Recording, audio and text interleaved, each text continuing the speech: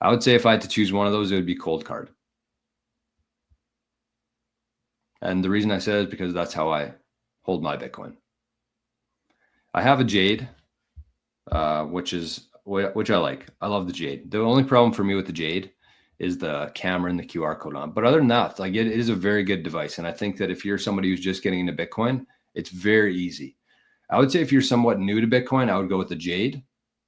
If you're somewhat experienced in Bitcoin, I would level up to the cold card. But the nice thing is that as you evolve through Bitcoin, like you could take that Jade that you start with, and then you, after a couple of years, you get a lot more familiar with the process and the security and everything. You get a cold card, and then you maybe get a Trezor too, or another Jade, and then you create a multi-sig setup within those. So it's not like you just throw out your Jade. It's not like it's going to be old technology. You keep your Jade, you add the cold card, you add another one, and you have a multi-sig. Or you just use the Jade as like a decoy wallet. So that's kind of how I think about that. It really depends on where you are in your Bitcoin journey and how familiar you are with using hardware devices. So I hope that helps. I'm not going to get into each one. I've actually never used the Bitbox, but I know there's a lot of smart people within Bitcoin who use it. And again, that's just one part of the equation though too. That's just one part of it. You really have to pay attention, just as much attention, I would say, to how you're storing your recovery phrase. That's just as important. And so you start with paper, you get a nice thick sheet of paper, you put it in a very safe place when you're first getting into Bitcoin. Maybe you're safe, maybe somewhere.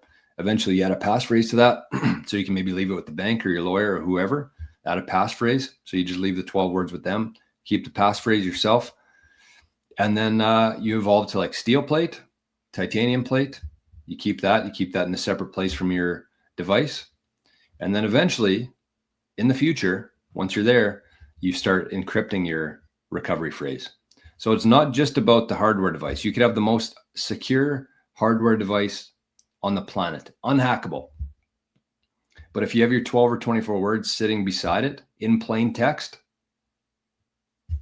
your Bitcoin's gone. And it took me a couple of years to figure that out myself. So I'm definitely not going to sit here and pretend like I have a perfect setup. I'm still transitioning from like the paper, steel to encrypted.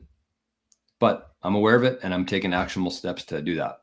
So that's kind of the process there. That's my thoughts on it. Pay just as close attention to your recovery phrase and how you're storing that as opposed to your hardware device.